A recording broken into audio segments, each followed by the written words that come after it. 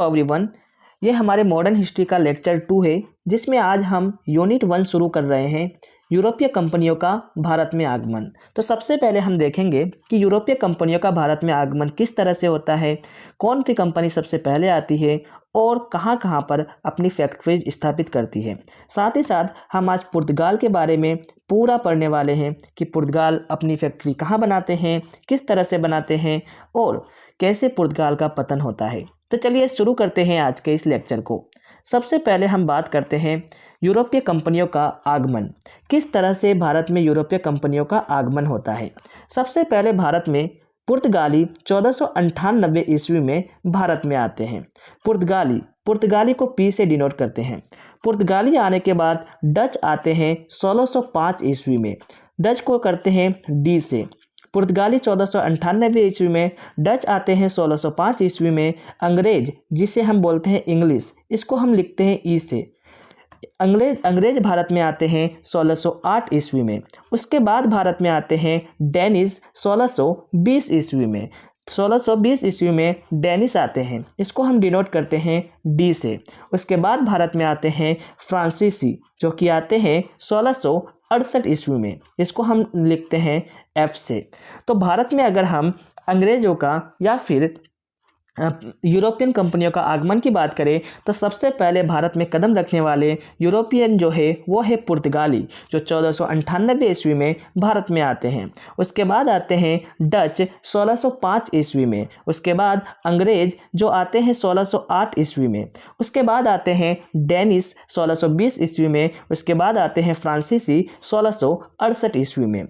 तो इसको हम कह सकते हैं पी से पुर्तगाली, डी से डच, ई से इंग्लिश यानी अंग्रेज, डी से डेनिश, एफ से फ्रांसीसी। तो इसको हम ट्रिक से याद रख सकते हैं। अगर हमें एग्जाम में अरेंज करने दे दिया जाए तो हम याद रख सकते हैं PDEDF, यानी PDF याद रखते हैं ना, हम PDF याद रखते हैं। तो इसको हमको सिर्फ क्या करना है, PDEDF कर देना है। PDEDF पुर्तगाली, डच, इंग्लिश, डेनिश, फ्रेंच। पुर्तगाली आते हैं 1498 ईस्वी में। डच आते हैं 1605 ईस्वी में। इंग्लिश आते हैं 1608 ईस्वी में। डेनिश आते हैं 1620 ईस्वी में और फ्रेंच आते हैं 1668 ईस्वी में। चलिए एक बार मेरे साथ और रिपीट कीजिए। मैं चाहता हूं कि आप क्लास को देखें और आपको याद हो जाए। पुर्तगाली आते हैं 1498 ईस्वी में। पुर्तगाली 1498 ईस्वी में। डच आते हैं 1605 ईस्वी में।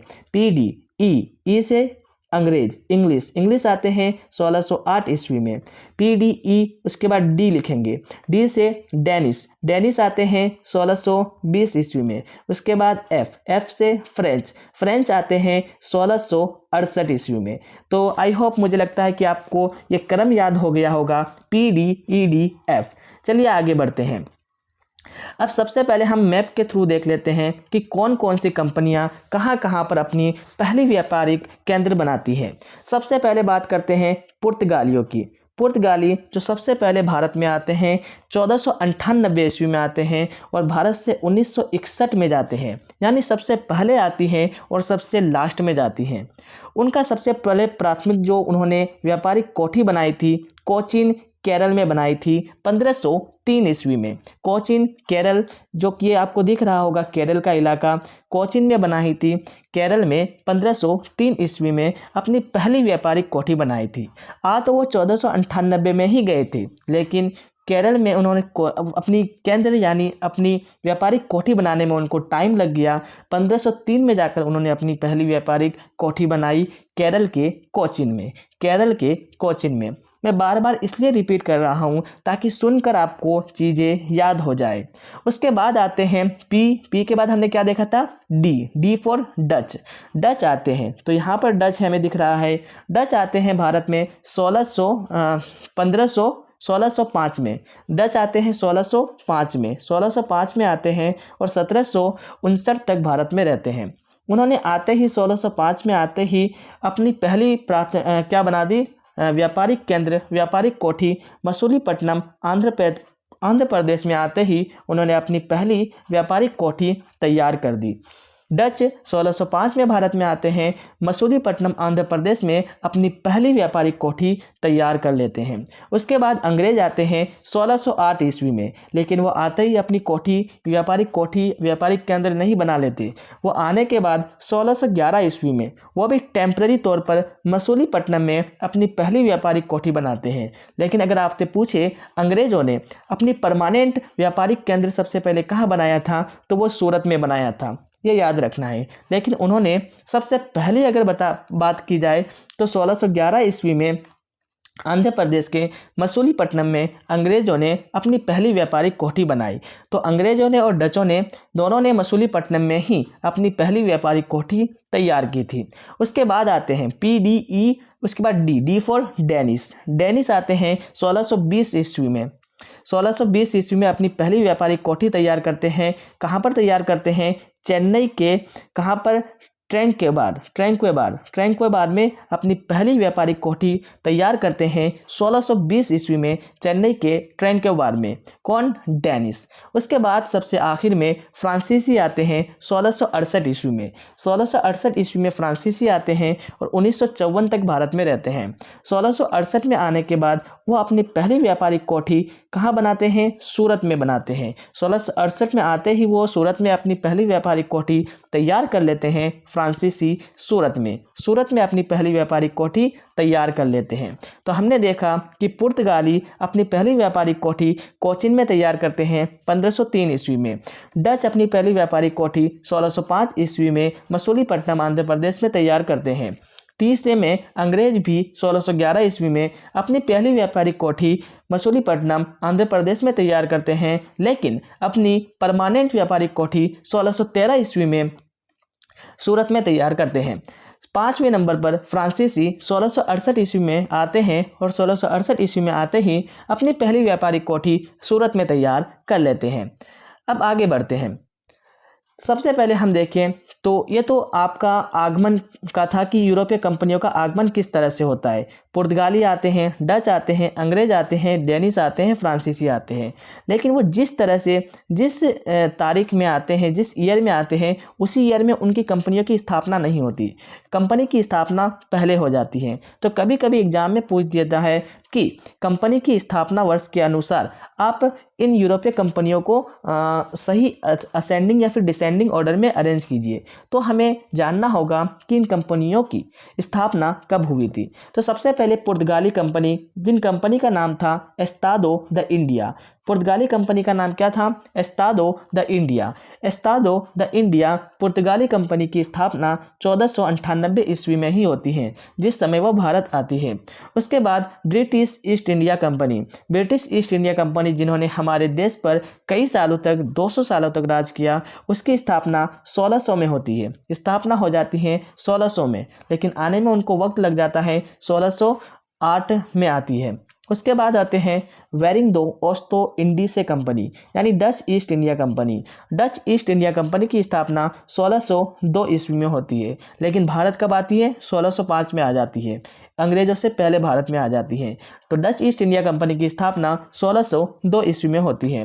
डेनिश ईस्ट इंडिया कंपनी की स्थापना 1616 में होती है, लेकिन भारत कब आती है? 1620 में आती है। उसके बाद फ्रांसीसी कंपनी, उनका नाम था कंपनी देस इंडेस ओरिएंटलेस।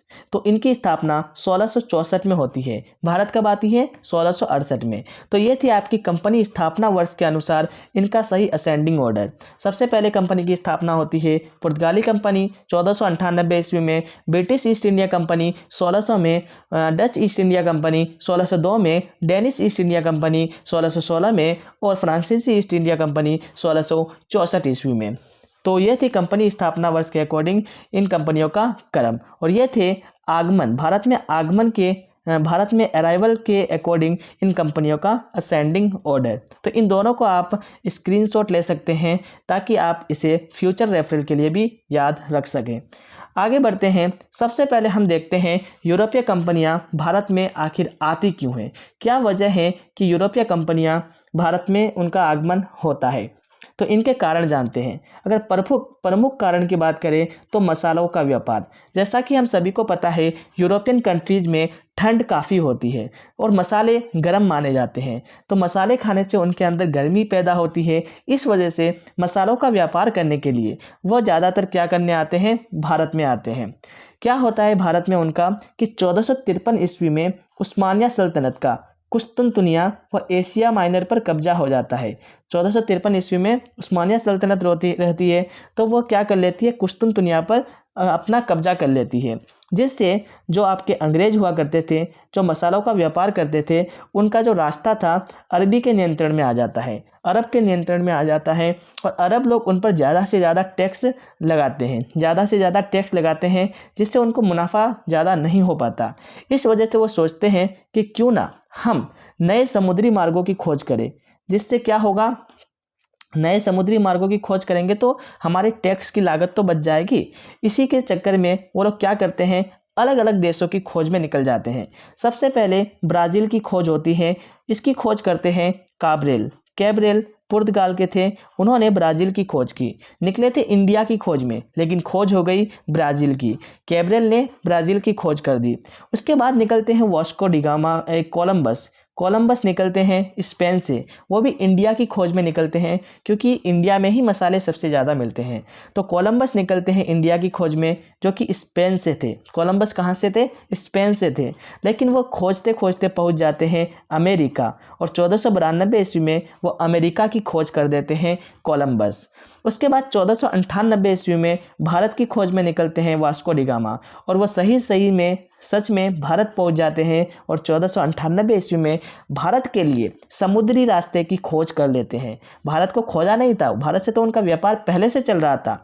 भारत के लिए समुद्री रास्ते की खोज 1498 ईस्वी में वास्को डी गामा के द्वारा कर दी जाती है। हम कहते हैं कि भारत की खोज की, भारत की खोज नहीं की, भारत से तो व्यापार वो पहले भी करते थे। किसकी खोज की, भारत के लिए आपके समुद्री मार्ग की खोज वास्को डी गामा ने 1498 ईस्वी में कर दी। इसके बाद कुक, जो कि ब्रिटेन के थे, कुक उन्होंने ऑस्ट्रेलिया की खोज की। इसी तरह हॉलैंड के तस्मान ने न्यूजीलैंड व तस्मानिया की खोज की। हॉलैंड के तस्मान ने न्यूजीलैंड व तस्मानिया की खोज की।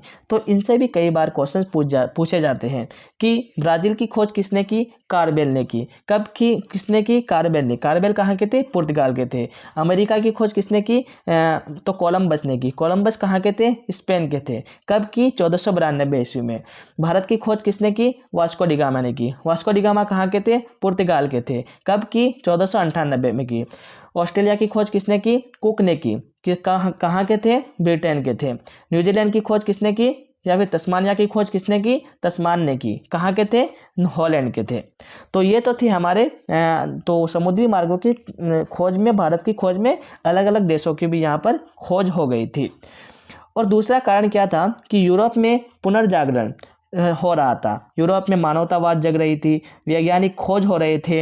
इस वजह से जैसे ही वैज्ञानिक खोज हुए तो वैज्ञानिक खोज होने की वजह से वहाँ पर उन्होंने एक डिस्कवर कर लिया था, दिशा सूचक यंत्र को डिस्कवर कर लिया था। इस वजह से वो क्या करने लगे, दिशा सूचक यंत्र की वजह से नए समुद्री मार्गों की खोज में निकल जाते हैं। साथ ही साथ रिलीजियस रिफॉर्म भी वहाँ पर शुरू हो चुके थे यूरोपियन कंट्रीज में। अब आगे बढ़ते हैं। पुर्तगाल जो कि पोर्तुगीज। सबसे पहले हम पोर्तुगीज के बारे में कंप्लीट डिटेल जान लेते हैं। अब पोर्तुगीज कैसे आते हैं भारत में और किस तरह से भारत में आकर बस जाते हैं। पोर्तुगीज जैसे कि हम सभी को पता है, सबसे पहले पुर्तगाल थे 1497 ईस्वी में। अल्फांसो उनका नाम था, बार्थोलोमो डियास भारत की खोज में 1497 ईस्वी में निकलते हैं। लेकिन वो जैसे ही निकलते हैं तो वो यहाँ तक आकर, जो कि अफ्रीका के केप ऑफ गुड होप्स तक, यहाँ पर आकर वापस वो घूमकर चले जाते हैं। उनको भारत नहीं मिलता तो वो वापस चले जाते हैं। तो 1497 ईस्वी में बार्थोलोमो डियास आते हैं और केप ऑफ गुड होप्स की तलाश कर वापस चले जाते हैं। फिर 1498 ईस्वी में आपके ये कौन है हमारे, आपके ये नाम क्या है इनका, वास्को डी गामा आते हैं, केप ऑफ गुड होप्स तक आते हैं। यहाँ पर उन्हें मिलते हैं अब्दुल मजीद, वो आपको जो कि भारत के ही थे, भारत के केरल के क्या थे, वो आपके एक व्यापारी थे। वो भी यहाँ पर व्यापार करने आए थे, व्यापार के सिलसिले से। तो वो उनसे रास्ता पूछकर चले जाते हैं भारत। तो इस तरह से वास्को डी गामा अब्दुल मजीद की हेल्प से भारत पहुंच जाते हैं। तो चलिए देखते हैं किस तरह से ये चीज़ें होती हैं, टाइमलाइन देखते हैं अच्छी तरह से। तो यहाँ पर देख रहे हैं पुर्तगाल 1498 से लेकर 1961 तक का इनका कार्यकाल होता है। सबसे पहले आए और सबसे लास्ट में गए। पुर्तगाल सबसे पहले आते हैं और सबसे लास्ट में भारत से जाते हैं। तो यूरोप में पुनर्जागरण शुरू हो गया था, जैसे कि हम सभी को पता है। वैज्ञानिक प्रकृति यानी वहाँ पर विज्ञान को सबसे ज़्यादा बढ़ावा दिया जाने लगा। वहाँ के जो आपके प्रिंसेस थे, कौन थे? राजकुमार हेनरी द नेविगेटर। नेविगेटर के नाम से उनको जाना जाता था, क्योंकि वो जो आपके समुद्री मार्गों की खोज के लिए वो फंड दिया करते थे, उनको प्रोत्साहित करते थे जो समुद्री मार्गों की खोज करते थे। तो इसलिए उन्हें कहा जाता था हेनरी द नेविगेटर, जो कि पुर्तगाल के राजकुमार थे। उन्होंने क्या किया? उन्होंने वो उनको स्पॉन्सर करते थे। मान लो सबसे पहला प्रयास करते हैं भारत आने का 1487 ईस्वी में, सॉरी मैंने 1497 कह दिया था वहाँ पर, 1487 ईस्वी में बार्थोलोमो डियाज आते हैं। अफ्रीका के केप ऑफ गुड होप्स तक आते हैं और वापस चले जाते हैं। उसकी खोज कर वापस चले जाते हैं। भारत वो नहीं जा पाते, उनको लगता है भारत अब मैं नहीं जा पाऊंगा, हार कर चले जाते हैं। द्वितीय प्रयास करते हैं 20 मई 1498 ईस्वी में Vasco da Gama Cape of Good Hopes तक आते हैं दक्षिणी अफ्रीका के। वहाँ पर भारत में उनको वहाँ से होते हुए भारत के कालीकट पहुँचे। कैसे पहुँचे? उनकी हेल्प की गुजराती यात्री अहमद इब्न मजीदी ने उनकी हेल्प की और उनकी मदद से वह पहुँच गए भारत के कालीकट के शासक जमोरिन द्वारा उनका स्वागत किया गया। उनका बहुत भव्य स्वागत किया गया कि आप आइए, आप हमारे देश के साथ व्यापार कीजिए। तो इस तरह से कालीकट के शासक ने आपके वास्को डी गामा का भव्य स्वागत किया। जैसे ही उन्होंने क्या किया, रास्ता खोज लिया, तो अरब के जो व्यापारी थे उनको गुस्सा आ गया। उन दोनों के बीच में अब कॉन्फ्लिक्ट शुरू हो गए, उन दोनों के बीच में अब झगड़े शुरू हो गए। किनके बीच में? वास्को डी गामा और अरब के व्यापारियों के बीच। क्यों? क्योंकि अरब के व्यापारी उनसे टैक्स वसूलते थे। अब वो टैक्स नहीं वसूल पाएंगे क्योंकि उन्होंने तो समुद्री रास्ते की खोज कर ली। आगे बढ़ते हैं, पुर्तगाली शासन का भारत में विस्तार। पुर्तगालियों का भारत में विस्तार किस तरह से होता है? पुर्तगालियों का भारत में विस्तार, तो जैसे कि हम सभी को पता है, पुर्तगाली कंपनी का नाम था एस्तादो द इंडिया, जो कि 1498 ईस्वी में भारत में आती है। एस्तादो इंडिया प्रथम केंद्र बनाती है कोचीन, केरला में 1503 ईस्वी में। जैसा कि हमने पहले भी मैप में देखा था, प्रथम केंद्र बनाती है कोचीन, केरल में 1503 ईस्वी में। और दूसरा केंद्र बनाती है कन्नूर, केरल में 1505 ईस्वी में। यह भी केरल में ही है। कन्नूर और कोचीन दोनों केरल में हैं और दोनों के दोनों मालाबार तट पर स्थित है। ये दोनों केंद्र आपके बनाते हैं पुर्तगाली। पहला केंद्र 1503 में कोचीन में, दूसरा केंद्र कन्नूर में 1505 में बनाते हैं। प्रथम गवर्नर बनते हैं फ्रांसिस्को डी अल्मेडा प्रथम गवर्नर बनते हैं पुर्तगाल के। प्रथम गवर्नर बनते हैं आपके पुर्तगाली ईस्ट इंडिया कंपनी के। प्रथम गवर्नर फ्रांसिस्को डी अल्मेडा 1605 में बनते हैं। पुर्तगाल शासक जो था वो आपका, पुर्तगाल के शासक कौन थे?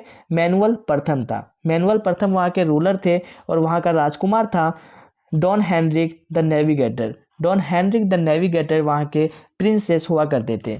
तो पुर्तगाल का उस वक्त शासक कौन था? मैनुअल प्रथम था। पुर्तगाल के शासक थे मैनुअल प्रथम और राजकुमार थे हेनरी द नेविगेटर।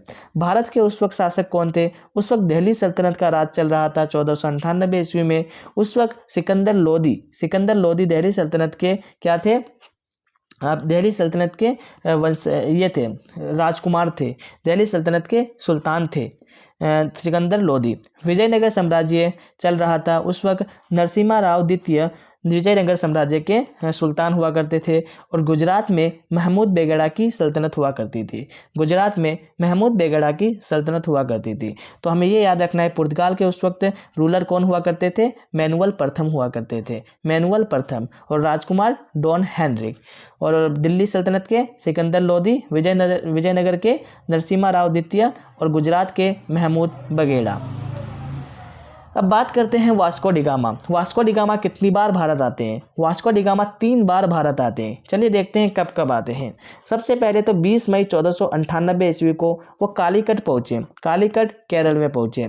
जहाज़ किस जहाज़ से आए थे? वो आए थे साओ ग्रेबियल जहाज़ से। साओ ग्रेबियल जहाज़ से 20 मई 1498 ईस्वी को कालीकट पहुँचते हैं वास्को डी गामा। कौन से जहाज़ से पहुँचते हैं? साओ ग्रेबियल जहाज़ से।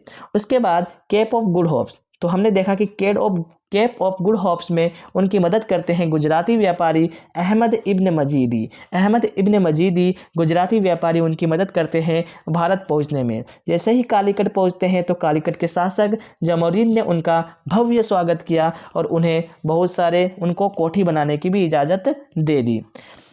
उसके बाद उनका जो अरब व्यापारियों के साथ उनका विरोध शुरू हो जाता है, क्योंकि अरब व्यापारी नहीं चाहते थे कि अंग्रेज दूसरे रास्ते से आकर भारत में व्यापार करे।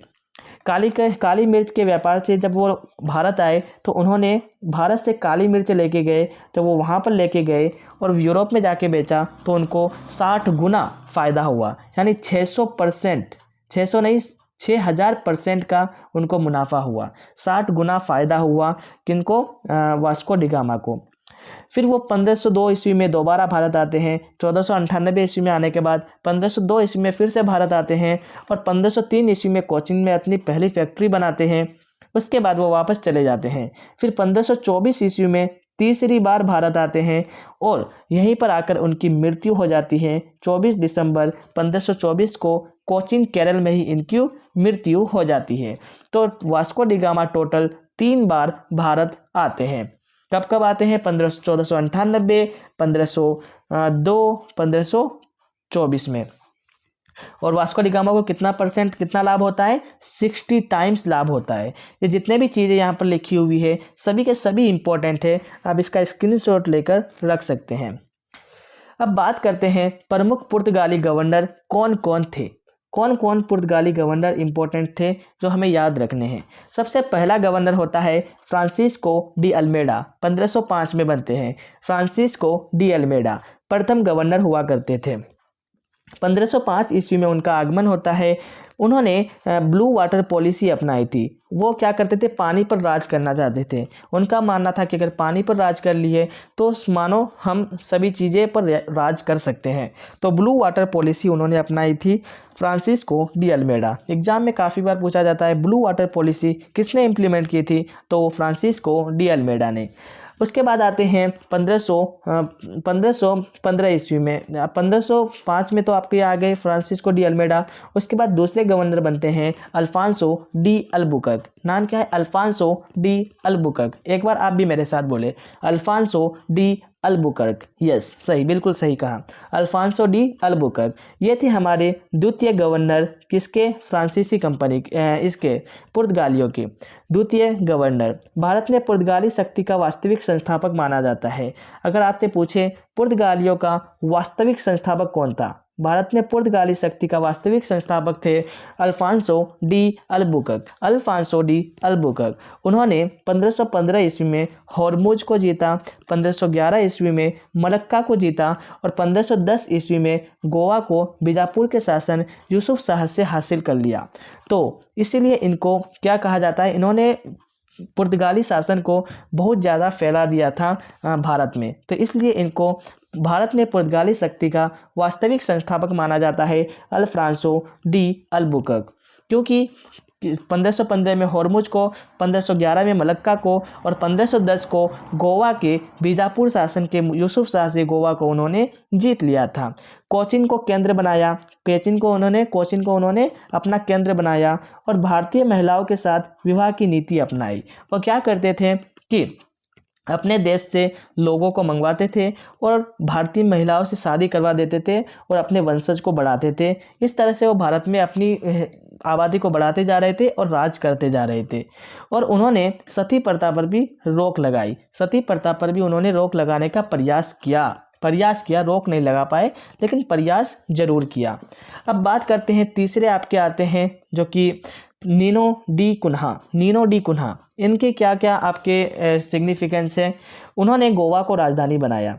जैसा कि अल्फांसो ने कोचीन को अपना केंद्र बनाया था, लेकिन निनोडी कुन्हा ने गोवा को अपनी राजधानी बनाई। निनोडी कुन्हा ने गोवा को अपनी राजधानी बनाई। साथ ही साथ उन्होंने बसीन और दीव पर भी अधिकार कर लिया। बसीन और दीव पर भी अधिकार कर लिया और इनके शासनकाल में ही बहादुर शाह जो कि गुजरात के शासक थे, इनकी मृत्यु हो जाती है। तो निनोडी कुन्हा ने गोवा को अपना क्या बनाया था, राजधानी बनाया था, जबकि अल्फांसो डी अल्बुकर्क ने कोचीन को अपना केंद्र बनाया हुआ था।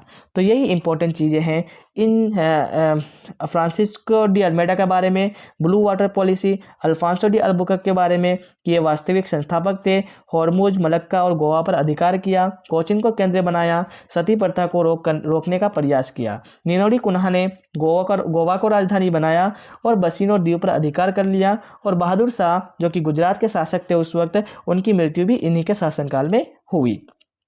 तो ये 3 थे आपके गवर्नर, पुर्तगाली गवर्नर। अब बात करते हैं पुर्तगाल की कुछ इंपॉर्टेंट फैक्ट्स।